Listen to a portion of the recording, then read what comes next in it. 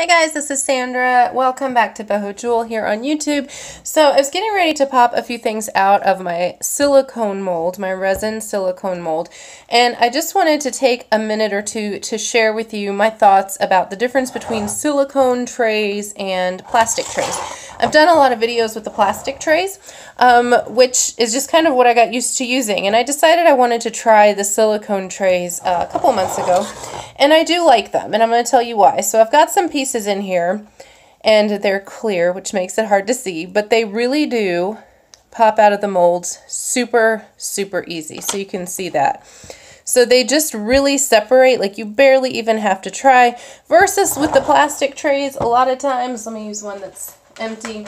With the plastic trays, like you have to turn them over, you really kind of have to push onto the backs of them. So they do come out super easy, which is nice. The other thing that I noticed is that they come out really shiny. So I don't have any from the plastic trays that I haven't already coated, but I did notice that the ones that come out of the silicone, for some reason, they already have like a really nice shine to them. They almost seem more smooth, which is nice. Personally, I still put a glaze on top of them just to protect them, just to keep the resin from yellowing a little bit.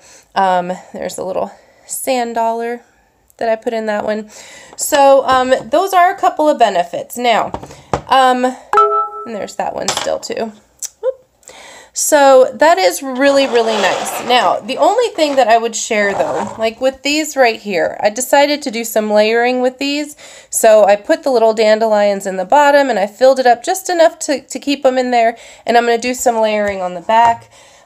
For example, let's see if you can see this one, how I put the gears and the butterfly and things in that one. And you can see, if it'll pick up, where they kind of stay on the bottom, and then I filled more resin, and then I put the glitter on the back so that it kind of falls in the background so everything doesn't fall in the top. There's a little candy corn one that I did too. So that's the same kind of idea with the layering.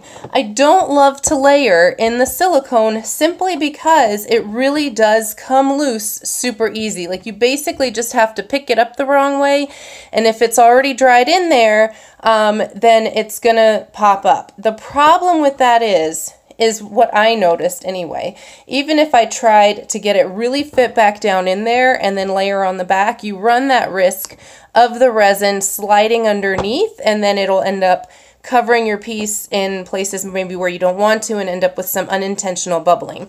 So I like the silicone molds. If you have issues with maybe carpal tunnel or arthritis or things like that, I think the silicone molds are a really nice, easy way to release your resin pieces, and you get really beautiful pieces out of them, and you find a lot of variety in shapes as well. I've noticed online I'm seeing a lot more variety in different shapes with the silicone molds than with the plastic for the most part, so that's nice too. Just consider what you're working on. If you're going to fill it up all at once, then go with the silicone. If you want to do some layering, I would still stick with the plastic tray. So hope that was a helpful tip if you guys are curious about either one of these. And I will be back soon with some other resin tutorials. I'm going to be playing with some different things and some other tutorials as well. So thanks for watching. I'll see you guys soon.